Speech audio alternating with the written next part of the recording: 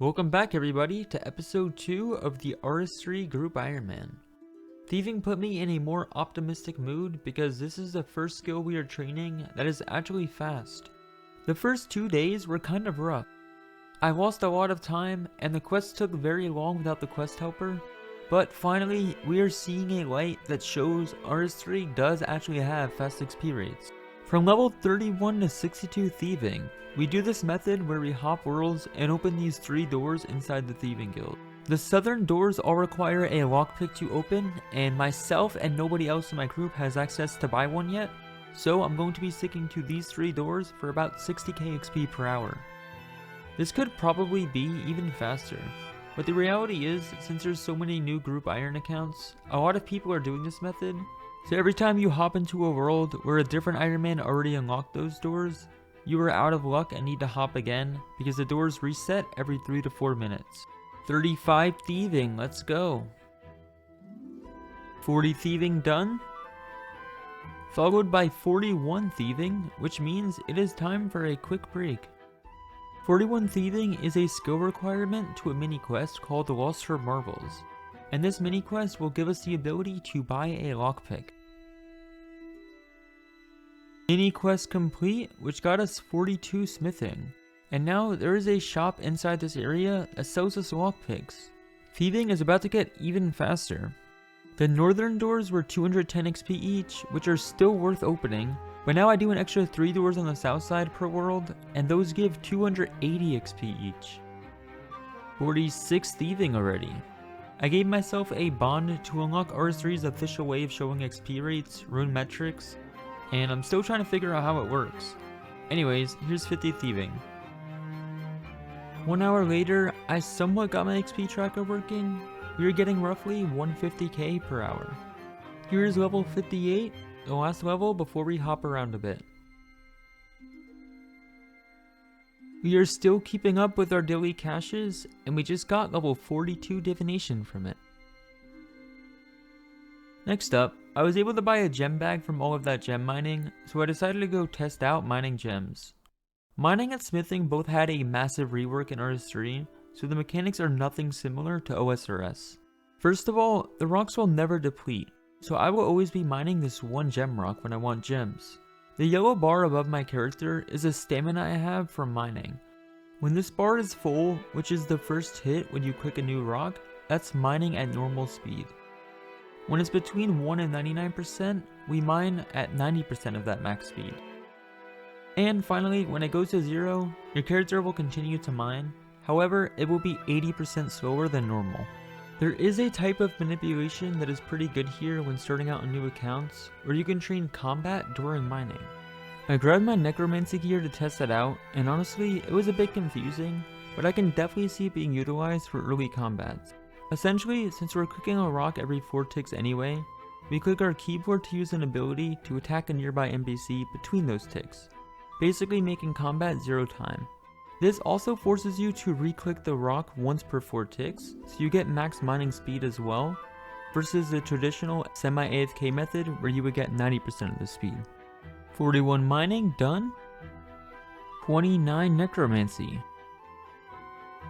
I finished level 30 necromancy, and to be honest, I didn't enjoy this method much.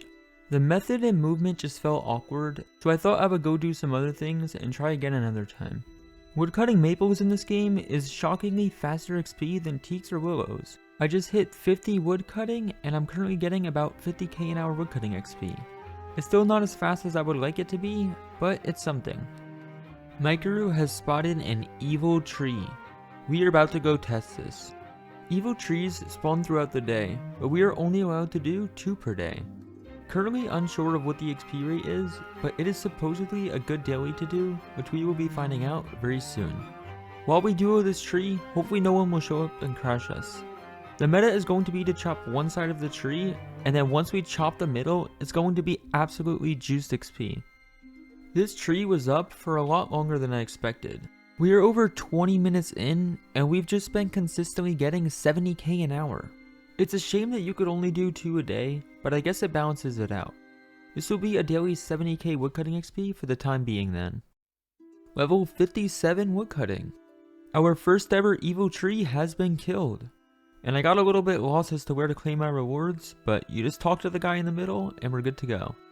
That got me 93 maple logs. Obviously not that good of loot, the XP is way more important here. Still trying to figure out how exactly farming works in this game, but there is an area in Ardoin called player-owned farms that you can grow animals, and at low levels, I know it's good to do this kind of as a daily, where I can check these beehives that give 180 XP drop per hour, and I believe they stack up to 17 drops. So as long as I show up here at least once within 17 hours, I can continue to do this for my low farming levels. 34 farming, and 35 farming. With the new construction methods in this game, they essentially added all logs to be turned into planks, which allows me to build stuff around the fort for construction XP. Currently, I am turning my maple logs into maple frames for a future construction grind. Oh my god, we also found a shooting star, which is the best mining XP per hour that I've seen so far. I'm getting 50k XP every hour at only level 42. There is 43 mining. The gains are looking so much better today. 47 mining. At the end of each star, there is this alien thing inside of it that spawns that you can turn in a daily 200 stardust to. This gives us some free supplies and, more importantly, a 20-minute buff to mining double ores. This is huge right now. Every minute or so, when mining ores besides gems, there will be a rock that has gold dust around it called a rockertunity. Taking up on this rockertunity, when you click that rock, you get one swing where you get 3 to 5 times XP versus a normal swing. I moved to mine some mithril instead of coal because we are all in need of some low level ores for training early smithing. Oh, and of course, just like the log basket, there is also an ore basket which will store my ores when I'm mining. Well, I'm not 30 smithing yet, so I guess I can't make the mithril one. Only iron ores and below. Smithing in this game is crazy. I'm currently making steel arrowheads for fletching, and the AFK is unreal. I'm allowed to make 27 per inventory, and each one is about 45 seconds. I permanently get to AFK an entire inventory for 20 minutes straight. Well, this has just been fantastic content for cleaning the house and making lunch, but I just got 37 smithing. While I love the 25-minute AFK, there is this reality that the level ups are insanely slow. I would estimate that I'm getting about 15 to 20k XP per hour right now. And now I am fletching my own arrow shafts for fletching. Like I said earlier, everyone in the team needs their own skilling supplies right now, so I can't exactly have them do all the grunt work just yet. The making of arrow shafts is insanely bad fletching XP, and we are bank standing it since you can't fletch while running in this game. This game also has presets, which allows me to just click a button to load any inventory and gear layout that I want, which makes bank standing skilling very easy. Once I had my stackable arrow shafts, feathers, and arrowheads, I made my way to whirligigs. This is a hunter method that I've personally never done before, but I ended up enjoying it pretty quick. Essentially, you send your crocodile to catch a fish, and then you personally click 3 fish for XP, while he goes to grab it and brings it to the shore, and repeat. The best part is you can multi-skill some fletching while waiting for him as well. There are 2 whirligigs in the pool. Plane, which is a tier 1 and gives 1200 XP, and then gliding, which is 95 XP each, quite the difference. However, the gliding whirligigs require bait, specifically roses, in order to catch. Since I can't use the Grand Exchange, these are somewhat annoying to get. The flowers are grown right outside of the area, and all you have to do is AFK for a couple minutes, and then loot the plant. Managed to yoink 36 farming, I'll take it. Growing that flower got me 6 roses, which theoretically is 6 catches or 500 hunter XP. If it wasn't obvious, that's pretty bad for a couple minutes of work. This is why we send our crocodile to catch the tier 1 fish, because it requires no bait and it will bring it back to shore. The 3 extra clicks that I get full XP for, they do not use the bait since the crocodile is not catching them. Level 40 hunter, you're getting about 100k an hour. 43 hunter, 40 fletching done, and not even an hour later, 50 hunter complete. Cutting gems in this game is so insane. You cut 1 per tick and the banking is free since you have presets. This skill is so fast once you have gems. 35 crafting, We did another hour or two of dungeoneering as a team, and we all got up to at least level 54 dungeoneering. Okay, time for that dreaded time again. We're at the quest without the quest helper.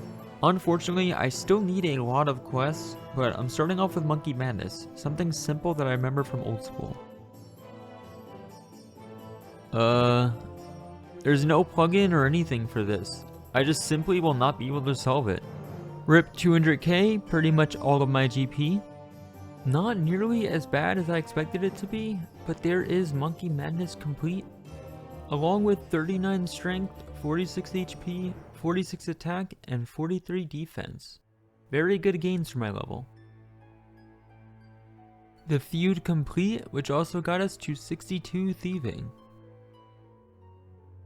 The Wilderness Diary in this game gives a crap load of XP, specifically the easy one, which has almost no requirements. 2 10,000 XP lamps. So I quickly spent 5 minutes to do that, and get ready for this. Boom, 38 Herbor. I was doing Troll Stronghold, and my god, the quest fights as a low level in this game are infinitely harder. Everything bops you thousands, and protection prayers only work 50%, so you can't just flick it on and AFK. Oops, this other group Iron Man was also doing this quest, and I think we accidentally attacked each other's trolls with an AoE. So now we both got no drops, I'm just gonna hop.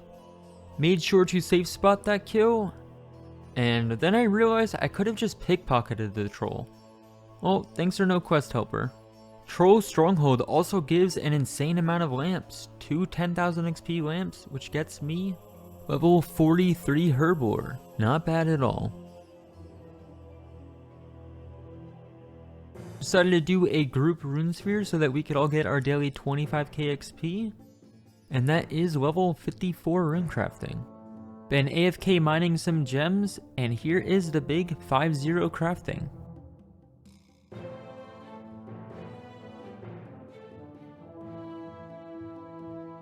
There's something called a Daily Reaper task, which is essentially just a boss task. Everyone in my group got assigned King Black Dragon, and I got assigned Mole. However, we wanted to do some group PVM as a team, so here I am helping them kill the King Black Dragon. 55 magic, that's one way to unlock high alch. Considering we are massing these bosses, it is going pretty fast.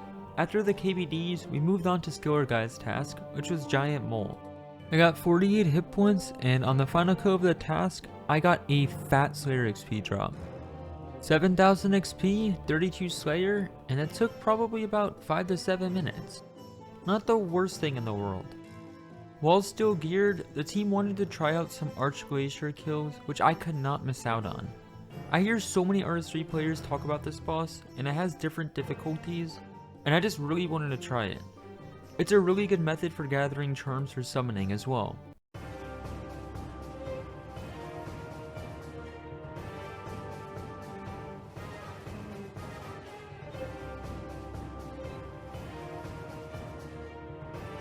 Mikaru has fallen. Evo Lucario is also down.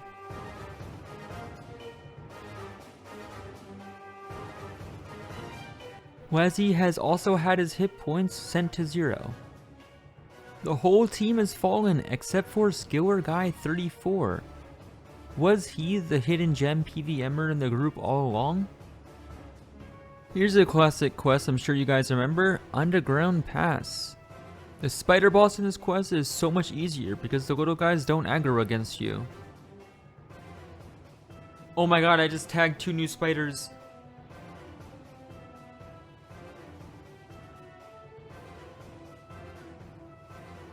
Oh my god. I have to run through the entire underground pass again. Skiller Guy 34 will continue skilling. No more PVM for him. The group needs food, and who better to fish for food than Skiller Guy? Oi! JCW will be happy. Let's go. Mikaru has come in clutch and gotten us a Dragon Axe, making evil U trees because I am finally level 60, 110k XP per hour. This is bigger than you guys may think, and let me explain why. We are currently on day 5, and I have only 1364 total. That is disgustingly low. I would be willing to bet that 3 days of old school RuneScape Iron Man could probably be a higher total level than this. However, my guru achieving that Dragon Axe mentally unlocks something. The team is officially able to start PVMing. Very soon, a huge supply of skilling supplies is going to be funneled down towards Skiller Guide 34. The question isn't really, is it possible for me to max within a month? We all know that at this pace, it's absolutely not. However, it brings to life a new question. Can the group Iron Man team, 31 days to max, get me max within a month? I am currently sitting at 1364 total. And remember, RS3 has more skills than old school. For a max cape, I need 2871 total level. This seems like a comfortable spot to end today's video, and I really hope you all enjoyed it. As always, TY for watching, and I will see you all next time where we will hopefully have some massive gains. Peace out.